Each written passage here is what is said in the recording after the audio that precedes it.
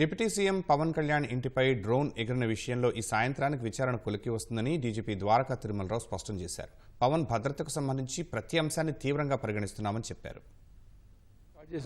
In fact నేనైతే మొన్న evening నాకు వచ్చింది 24 hours కల్లా ఎంక్వైరీ చేయమని చెప్పాడు. నిన్న ఈవినింగ్కి అయిపోవాలా, ఇంకొక రోజు టైం కావాలని అడిగారు, అది కూడా చేయమని చెప్పాను. నిన్న కూడా మళ్ళీ ఏదో కొంత ఇన్ఫర్మేషన్ వచ్చింది, మొత్తం విచారించి ఇవాళ సాయంకాలానికి నివేదిక వచ్చేట్టు అవకాశం ఉంది. ఈ డ్రోన్ విషయం అనేది యాక్చువల్గా డ్రోన్ ఎగిరిందా లేదని మేము కనుక్కోవాలా. అంటే ఏదైనా చూసి డ్రోన్ అనుకున్నారు అక్కడ ఉన్న వాళ్ళు, ఎందుకంటే అక్కడ ఉన్న వాళ్ళు ఎవరు ఆ రోజు చెప్పినటువంటి వాడు ఒక RSI తప్పించి అంతకన్నా సీనియర్ లేరు.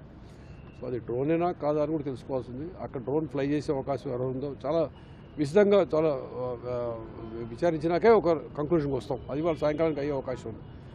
ఏజెన్సీ ఏరియా అనుకుంటున్నాను.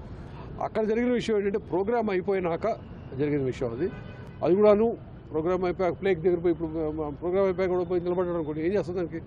పిచ్చోడు నిలబడచ్చు, మంచోడు నిలబడచ్చు, దొంగ నిలబడచ్చు. అట్లా ఏదైనా జరగడం తప్పించి ఎందుకు జరిగింది అని చూస్తున్నాం. ఆ ప్రోగ్రాంలో మాత్రం ఎదురైనటువంటి సెక్యూరిటీ ల్యాబ్స్ జరగలేదు మన ఏజెన్సీ ఏరియా అనుకుంటున్నాను. ఏది అయినప్పటికీ ప్రతి చిన్నదాన్ని ప్రతి విషయాన్ని మేము చాలా సీరియస్గా తీసుకుంటాం, అన్ని విచారణ చేయడం జరుగుతుంది.